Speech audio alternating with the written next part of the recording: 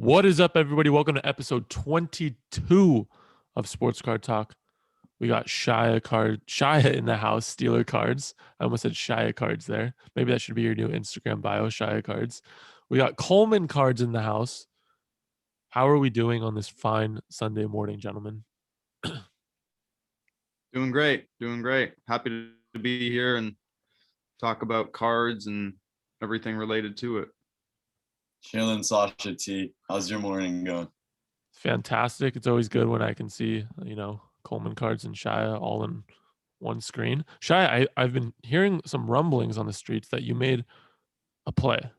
Another play. I have made a play. Not a Mitchell play, another play. So I know the people watching definitely want to hear what has Shaya been up to. So can you speak on your new investment for a little bit?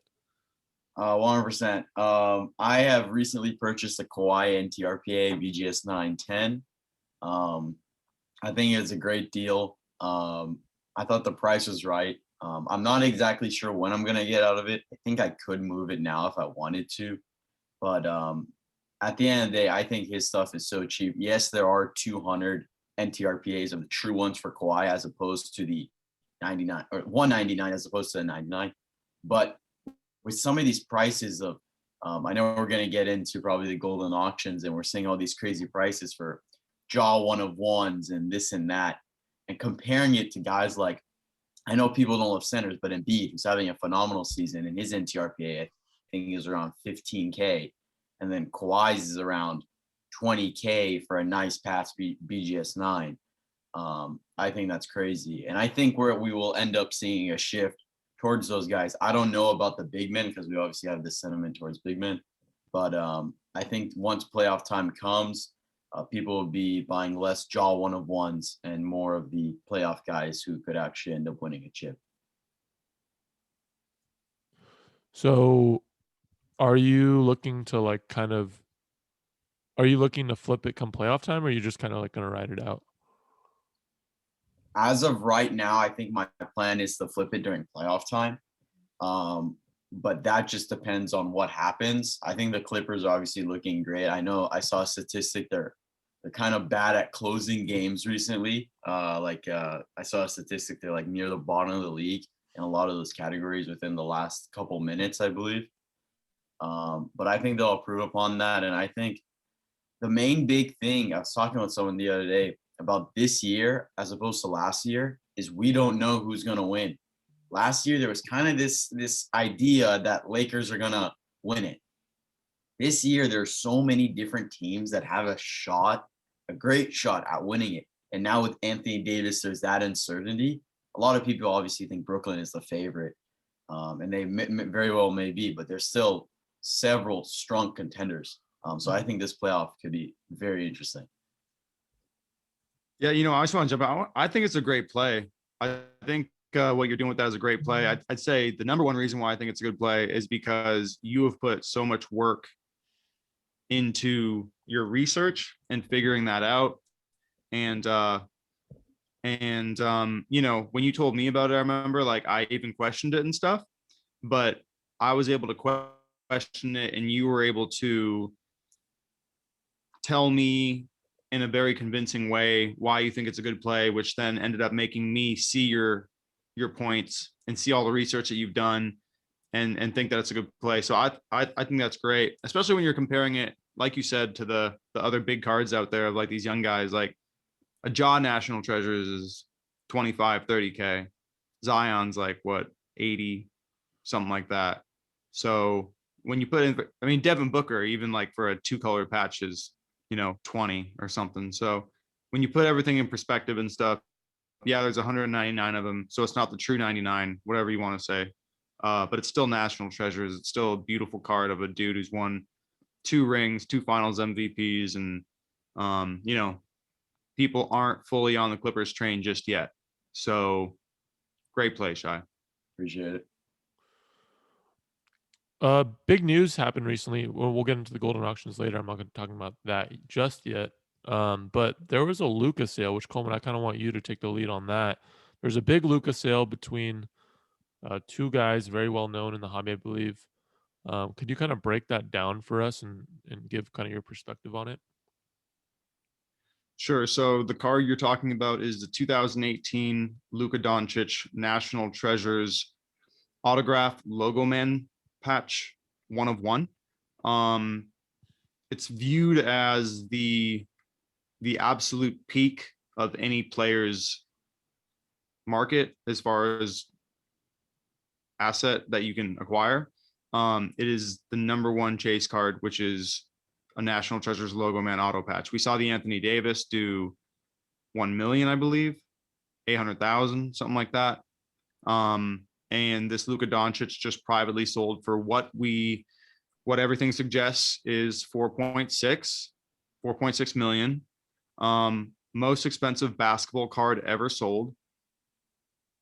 It was posted on Instagram by the buyer and the seller, and well documented on Instagram. You know, that could cause a lot of people to wonder why it's being documented like that, why it's being shown like that.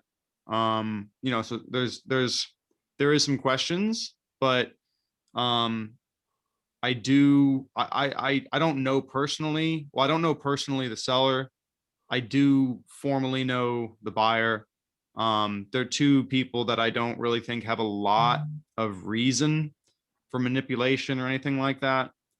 I could be wrong, but I think it's a pretty legit sale.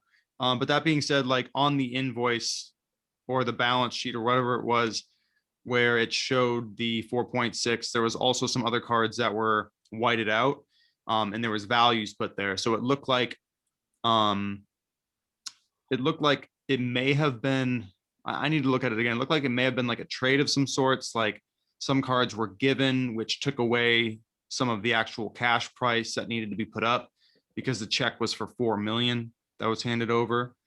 But yeah, I mean, to the Luka market, it's an amazing piece of data because, it dwarfs the second most valuable basketball card ever sold.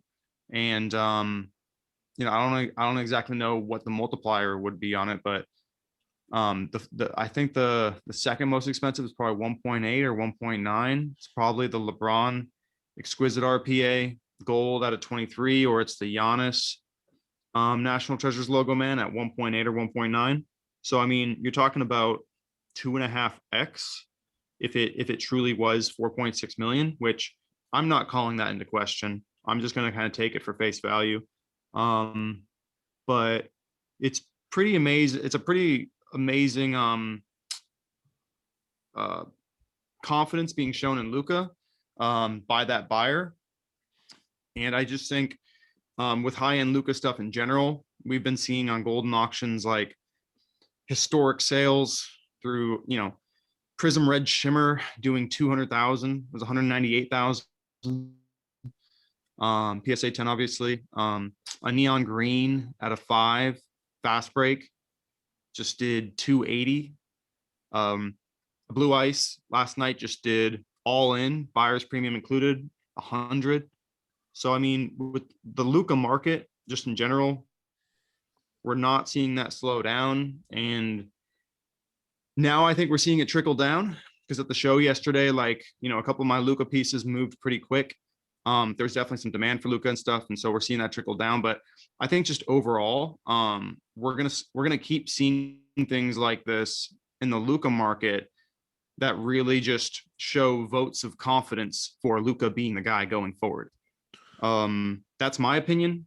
It's a biased opinion because I own Luka cards, but I think that's pretty much what a lot of people would take from that sale, is that Luka is being put as the guy, because that sale absolutely dwarfs the Giannis, which sold a couple months ago. It dwarfs the AD. We haven't seen anything like that for a Zion sale. So yeah. And then in other news, whoever sold that card to the seller, I think it sold for like 400,000 or something like that within the last year. Whoever sold that card, looking at that sale, they're probably I don't know, Probably not feeling too great right now.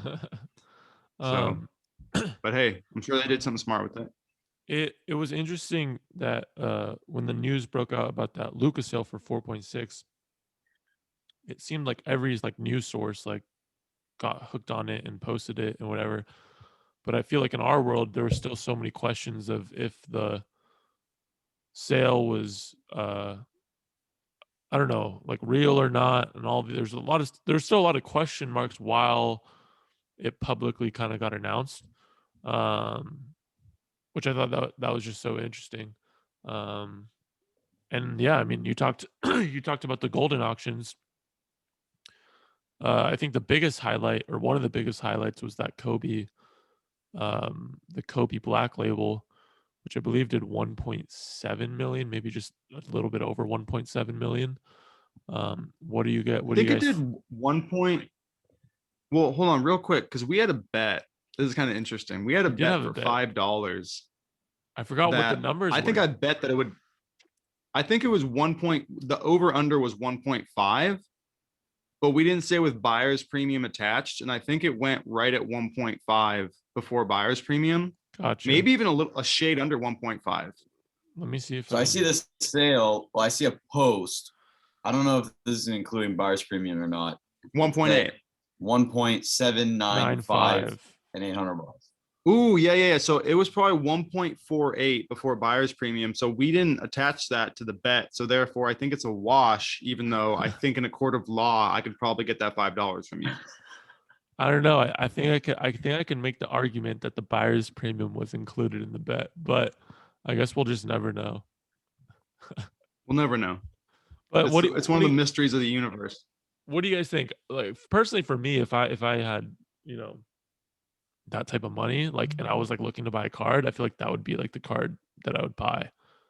Like, I feel at 1.795, like that seems like kind of like a in today's market, like that seems a little um like I would have been like if I had that much money, I would have been happy getting it at 2 million.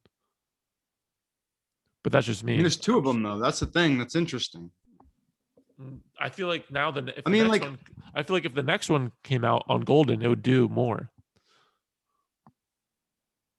it just depends when it would go. Because again, like this is all based off supply.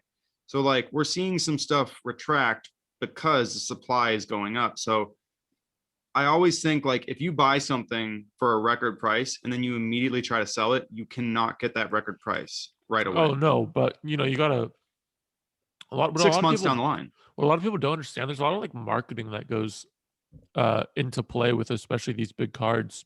Like, why are some of these big cards going for these crazy prices? Because they don't come up every day. So when they do come up, there's going to be X amount of people ready to spend whatever to get the card. And then they're going to wait 6, 12, 2, 4 years, and then they're going to put it back on the market. Like, it's just like a cycle. Right. But you got to have that gap in between of it not being available, which is what we're seeing with the Jordan. No Jordans went for sale, and then all of a sudden 2 to 700. So then all of a sudden a bunch at the market, right? And now they're going around what, 5? Goldin 6? sold them at 600 last night, I believe. All in I think with the BP, with buyer's premium. which I think, and I was on Ken Golden's live last night, and he was talking about how that's a really good sale for that card because it went up so fast. So that's healthy at 600, which I also believe. When Yeah. it did like 7 whatever, like when we were at Dallas, that was a lot. Like, it just went up too fast. But I think it's super healthy for it to be doing 600 right now. That's a positive sign, I believe, for that market. Yeah, the fact that it can sustain like that. Yeah. So I mean, we'll see. I mean, like Coleman, who do you think are, and Shaya, you jump in here too. Who do you think are the people buying, these cards, like the ones that were on Golden auctions last night? Are they the collectors? Are they the big time investors, celebrities? Like, or is it a little bit of both? I think it's both, and I think it depends on the card. And I think a lot of the celebrities, especially, and the investors are getting heavy into basketball. I know a couple guys in the group chat were talking about the Justin Herbert 101 Contenders auto was doing at one point the same price as the Josh Allen National Treasures Shield auto, his cream of the crop card. So I think it's a little bit of both. I think it really just depends on the card. But obviously there's different markets for each card. But I don't know. I saw the Jaw 1 of 1 from Panini 1-in-1 going for a ridiculous amount. I don't remember the number exactly what it ended at, but it was a nice chunk of change for sure. What do you think, Coleman? Yeah, I think it's both as well. I think for the super high end stuff like the Jordan Fleers and stuff, a lot of celebrities, but also like, you know, because Timberland bought one, right? But it's just so hard for us to fathom like how much money some of the people in the world have because we don't know it or see it. You know, but like there's people that own like super yachts, you know, that are like crewed by like 100 employees, you know, and that's just their boat. Like that's not anything else that they have. I mean, there's people that just have you can't even fathom it. And now they know about cards and they want the absolute best ones, and so they're going after them. So like the person, like I don't know that a fractional company or a fund bought the Kobe Black Label for 1.8 million, and it wouldn't surprise me if it was bought by an investment group or something like that. It wouldn't surprise me, but it wouldn't surprise me as well if just one single person bought that card and they just have a ton of money, and 1.8 million is literally like less than a fraction of a percent of their net wealth. You know, like for instance, like, you know, he made that thing about like if Mark Zuckerberg or something like that came into the market, and there's dudes that have that type of money that are coming into the market, they're worth billions of dollars.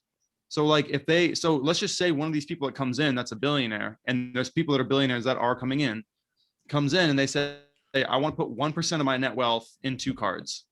1%. Because I just think it's a good asset class, right? That's $10 million. And maybe they don't want to buy 100 cards. Maybe they only want to buy like 5 to 10 cards of the very, very, very best. So they're like, okay, MJ Fleer PSA 10, give me that. Kobe Topps Chrome Refractor Black Label, give me that. Like it takes them a lot of cards actually to get to 1% of their net wealth if that's what their plan is based off their strategic investing into cards. And 1% is nothing to them. So, and then I think there's all the other stuff. I think there's a lot of stuff in that like 25K up to 200K realm that went on Goldin, where it's just collectors who have cashed out on stuff that has risen very fast. And now they're moving it into really, really safe, nice cards. So I think it's both for sure. But there's a lot more money in this market right now from people that just have never even really known about it and that are just, you know, completely taken away by it. Like look at all the money going into NBA Top Shot right now. I mean, based off of like the numbers that's going into Top Shot and the numbers going into cards, like what if that money wasn't going into Top Shot? So I don't know. Anyway, I think it's both. Damn. I mean, yeah. I think the like hedge funds too are probably some of the guys buying this up, right, too, and putting it on the market. Absolutely. PSA guys, PSA raised their prices recently. There's a lot of noise about that going on. There's a new grading company, I believe it's called HGA, that I believe color matches like the label with like the card color. So I wanted to get into, what do you guys think about the PSA raising their prices? What does that change for you guys specifically in your day-to-day operations? And what kind of effect do you think it has on the market for the future? Go for it, Shaya. Yeah, so I've never been the guy to grade hundreds of cards. Usually, that's just not how I've done it. Because I'm not the type of guy to go and grade like a bunch of Chronicles or Illusions or anything. If I'm grading, it's Prism, it's Select. Even Optic, I'm a little shaky about because there's all those issues. But I think the price increase is needed. I know Sasha talked about that recently. I think it was definitely needed.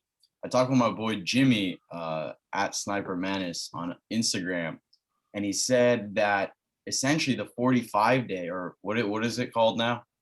Value? Is it value? It's $25 now or something. Mm-hmm. That one, the max value is now $4.99. So essentially, that even though it's 45-day, it's longer, or it's expected to be longer. The value is what the 20-day once was. And I was talking to him, and it's like, we don't know essentially when the turnaround times are going to be. We don't know. Maybe the turnaround times are faster, but at the end of the day, they're just trying to stop grading these $3-4 cards and get into the more premium cards, if you will. But at the end of the day, if I have a card, it's a 9 or a BGS 9, and I think it could 10, I'm going to put down the $100-200 or whatever it is to see if it can 10. But I think it's just eliminating those $1 or $2 cards and flipping them into 50, 60 for the moment being, at least. Well, my strategy, because I do submit a lot, is basically what Shaya said with the $4.99.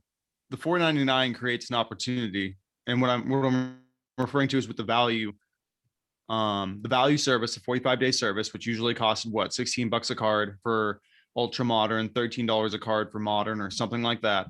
And now it has gone up to, I don't know, $22 and $26 or something like that. Well, it used to be $200 max value, but now it's $500 max value. So those cards that you had to submit on economy for $25, $28 have now switched to value for the same price, basically, actually a little bit less. So, I'm submitting basically everything, up to $500 under value. There's a lot of opportunity in anything that's older than 2017 because you're saving a couple dollars per card. So I'm doing a lot of that. And then, I'm being a little bit more selective with submitting higher end stuff that's over $1,000 or I'm sorry, in between 500 and 1,000, right, is your regular service. I'm being pretty, selective with that, I guess. But not that much, because the value is still totally there. The extra $50 or whatever it costs, isn't really that much when you're considering even as a PSA 9, in a lot of cases, you're doubling your money on a $500 card. So yeah, I mean, I'm pivoting a little bit, based off of the circumstances, but I don't really see what all the uproar is about, that you see kind of in the hobby right now about it. Yeah, I mean, it was interesting. I put out a video a couple of days ago about my thoughts on it. And people were saying that in the comments, I was reading through a bunch of the comments, people were saying that the backlog isn't because of people sending in the $5 and $10 cards. And I was like, now what is it? I was like, how does that I don't even know how to respond to that. For over the last year, there were so many people just sending in cards that, PSA 10s are $100, or $75, and they're $5 and $10 cards, and they throw them into the bulk, sub, and they send in 500 every month. That causes the everybody doing that causes the backlog. So I don't know where people think the backlog is coming from other than that. And I think that bringing the rates up, it prices people out, but it also forces you, instead of sending in 100 $5, $10 cards, you find 2 really nice $500 cards that you think will PSA 10 and do that instead of, sending in bulk 500 cards. So 100%. I don't get why people are saying it's pricing people out. It's not, because you just have to play the game a little bit different than what you would have. So there's still a ton of money to be made. I don't know. I don't understand why. I think people are just kind of stuck in their ways right now. They don't want to adapt. And then it's an adapt or die kind of market. So I think people will kind of catch on really quick, and understand that there's still a huge opportunity, and understand that because people aren't going to be sending in these huge amounts of bulk cards, most likely after a while, cards are going to start to come back a little bit faster, a little bit faster, a little bit faster, in my personal opinion. 100%. Like, so I had a buddy yesterday because I picked up his order and dropped it off to him. He only got like, I want to say he got like 20 or 30% gem rate. Whereas like my value order that I picked up got like 70%, which was really, really good. And I was like, dude, yeah, you got crushed. He's like, nah, man. Like, I remember that order. I just like found 20 cards and sent them in. I didn't even look at them. Like, and if my buddy's doing that, a lot of people are doing that, where they're not even looking at the cards they're sending in. They're just like, cool, it's like 13, 15, 16 bucks a card. And it's worth how much is a 10? Cool. I'm not even going to look at it. I'm just going to send it in because even as a 9, I'm going to make my money back and everything like that. So this is going to make people actually have to look at their cards, and like actually like have to run the numbers on, is it worth it to send this card, instead of just like sending in 100 Kevin Durant Brooklyn Nets jersey optic cards, like without even looking at any of them and just sending them in, people are doing that because they see that like it's a $2 card. It costs $15 to grade it. You get it back as a PSA 9, it's worth 25. So you're making some money. Whereas a PSA 10 and you're making like good money. So like they're literally going around. It's almost like they're just digging in trash cans looking for cards to send in, like it's a little bit out of hand. So this price increase helps them be able to get things under control, while also making us act as responsible collectors and investors, and not just like finding things on the ground and sending it in to get graded. And yeah, I'm being a little bit hyperbolic, but not that much. What do you think, Shaya? Yeah, I agree. Like I've definitely seen a lot of people talk about not grading their card. I mean, not looking at their cards before grading. At that point, you're just throwing money away. Most of the time, you're gonna expect getting some 8s, 8.5s, 9s, and maybe you'll get a few 10s. It just doesn't make sense not to even just glance at the card. And some of them, you don't even need to truly inspect it under a light, like take it out. Like some of you just look on the back. Okay, the corner is white. Okay, this is a no-go. Where you look, okay, the centering is way off. Okay, I'm not gonna do it. It just takes a quick shuffle of the cards and just go and look at a couple PSA 10s on eBay and look, okay, this is what a good PSA 10 looks like. I'm picturing like a Luka Prism or something like that. You can look at the PSA 10s and see, okay, this PSA 10, and bring a couple because obviously they're all different, and just compare. I don't see why you wouldn't look over your cards, give it at least a shot, but be careful with them, obviously, because especially if you're taking out of the sleeve, have a little mat in case you drop it, like a little, I don't know, you could use a lot of things for it. Just be careful. Maybe wear gloves if you think you're gonna get a fingerprint on it or something. And a mask. And a mask, yes.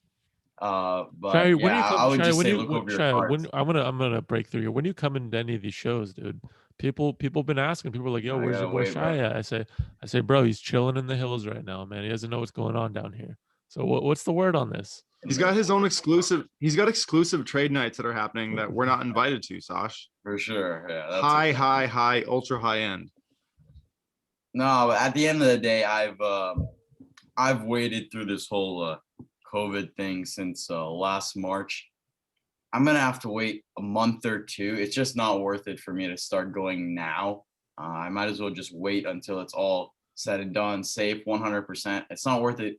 I've waited a year. Half of my junior year went by, and then my senior year is over in 2 or 3 months. It's not worth it to risk it now. So I'm just waiting, being extra safe. So yeah. Totally valid and mad respect. You got to come to a show. I will, and whenever it's my turn and I'm ready to go, I will. I'm definitely planning on it. I'm hoping national. I've been looking forward to the national for forever. I was looking forward to the national last year. I'm hoping it happens. It's looking promising. with all the news in Chicago and all that stuff. That is definitely I definitely plan to be there if it's all good.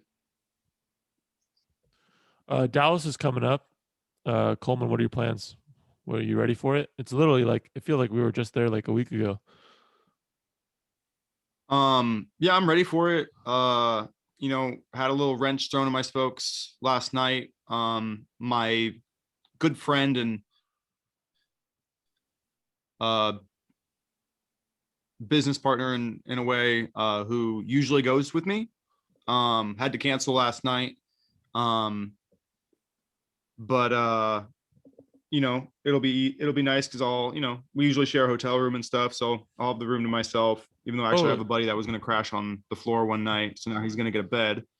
And then I get an extra case, so stoked about that. So kind of just like now re-evaluating what I'll be doing with that into consideration and stuff. But I'm really stoked. Can't wait for dealer night and stuff to see what's going around. Can't wait for Friday morning.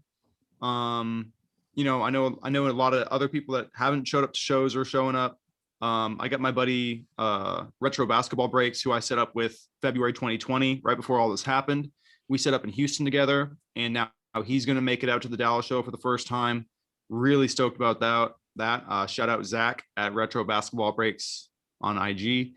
Yeah, so I mean, I just can't wait, man. I mean, like, these shows locally every weekend have been absolutely fire, and honestly, they're making me think there's not a ton of reason to go to Dallas other than the fact that it's just a ton of fun.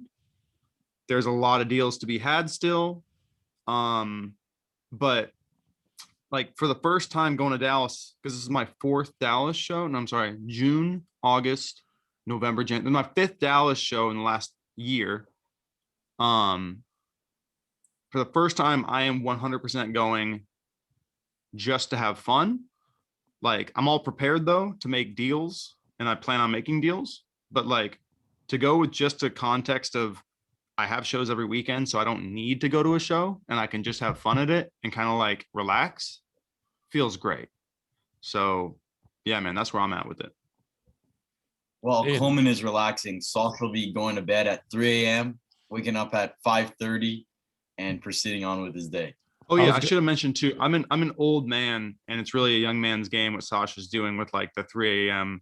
bedtimes, waking up at 6 a.m. to just go crush deals constantly. So I was gonna say though, because I think I know who you're talking about, who isn't going. But now you can have more time to spend with me. So let's just shout him out, dude. Shout out at First Off the Line on IG, shout my boy out John, dude.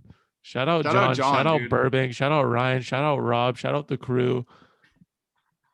Burbank for life. Where you gang. at, John? Where you at, John? Shout out John. John's the homie. We will miss John's John the in homie. Dallas. But The good news is, Coleman, you have more he'll be time. very missed. You'll have more time to spend with me. So absolutely, man. I'm very grateful for that. Alrighty, guys, we're gonna end it there. Appreciate everybody tuning in. Thank you guys so much for watching on YouTube. Make sure you like and subscribe. Make sure you follow all these gentlemen on Instagram. Link will be below, and we'll see you guys in the next pod.